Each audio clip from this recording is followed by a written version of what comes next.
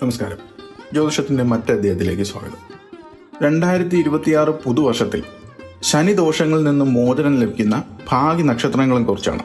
ഭാരതീയ ജ്യോതിഷ ശാസ്ത്രത്തിലെ ഏറ്റവും സ്വാധീന ശക്തിയുള്ള ഗ്രഹമായ ശനിയുടെ 2026 സഞ്ചാര പഥവും അത് വിവിധ രാശികളിലും നക്ഷത്രങ്ങളിലും ചെലുത്തുന്ന സ്വാധീനവും വിശദമായി വിശകലനം ചെയ്യുന്നു. കർമ്മഫലദാതാവായ ശനി ഭഗവാൻ 2026 വർഷം മുഴുവൻ മീനൻ രാശിയിലാണ് സ്ഥിതി ചെയ്യുന്നത്.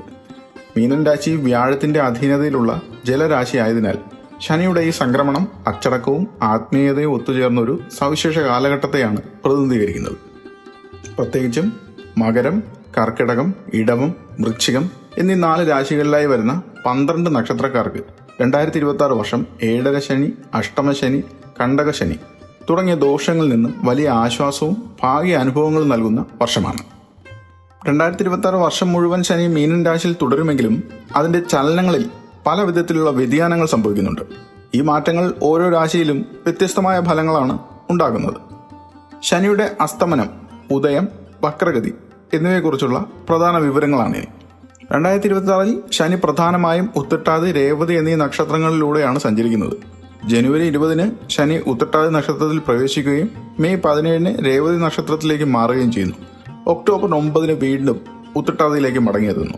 ശനി വർഷാവസാനം വരെ അവിടെ തുടരും. നക്ഷത്ര സംക്രമണങ്ങൾ വക്രഗതിയിൽ നക്ഷത്രങ്ങളെ വലിയ രീതിയിൽ സ്വാധീനിക്കുന്നു. 4 രാശികളും 12 ഭാഗ്യ നക്ഷത്രങ്ങളും. 2026 ശനി മീനൻ രാശിയിൽ നിൽക്കുമ്പോൾ ഏറ്റവും കൂടുതൽ ആശ്വാസം ലഭിക്കുന്ന മകരം, കർക്കിടകം, ഇടവം, വൃശ്ചികം എന്നീ രാശികളിലെ 12 നക്ഷത്രങ്ങൾക്കാണ്. ഇടവൻ രാശി കാർത്തിക അവസാന 3 പാദങ്ങൾ, രോഹിണി, മകയിരം ആദ്യ 2 പാദങ്ങൾ.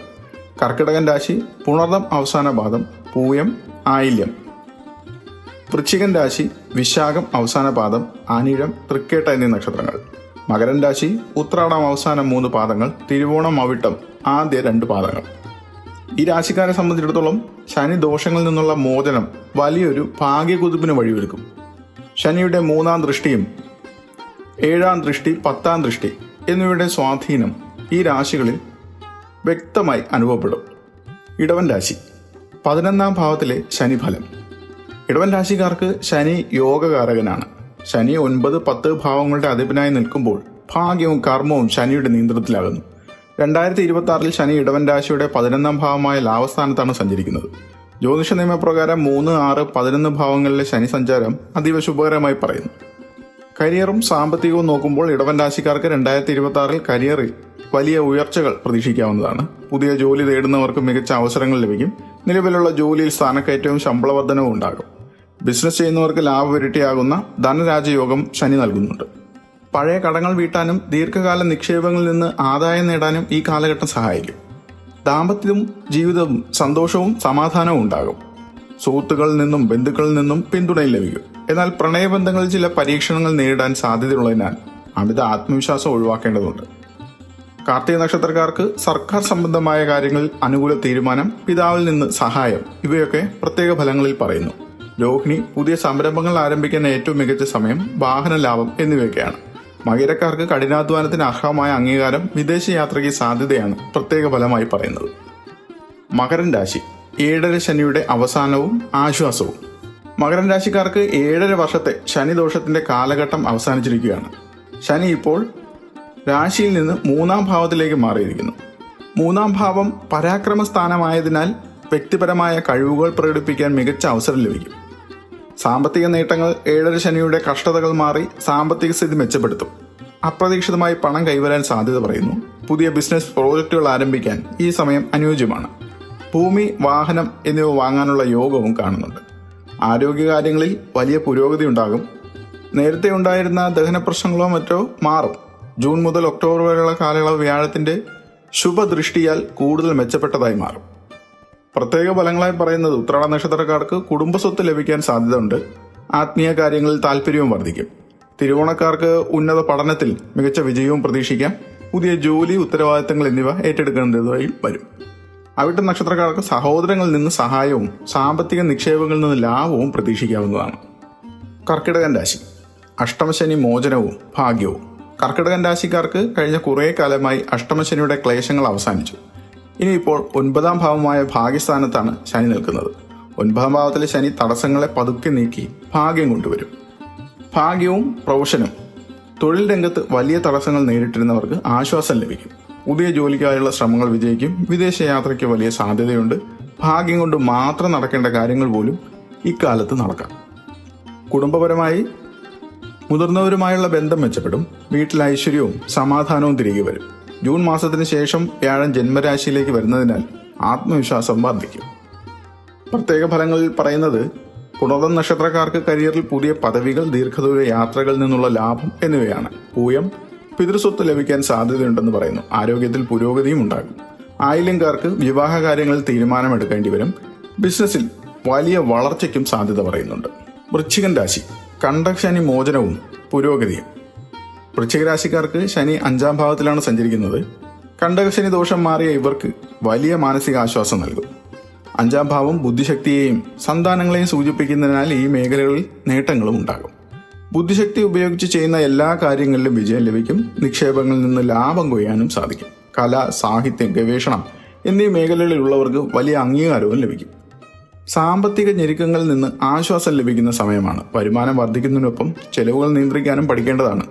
കുട്ടികളുടെ കാര്യത്തിൽ ഉണ്ടായിരുന്ന ഉത്കണ്ഠകളൊക്കെ മാറുന്ന വർഷം കൂടിയാണിത്.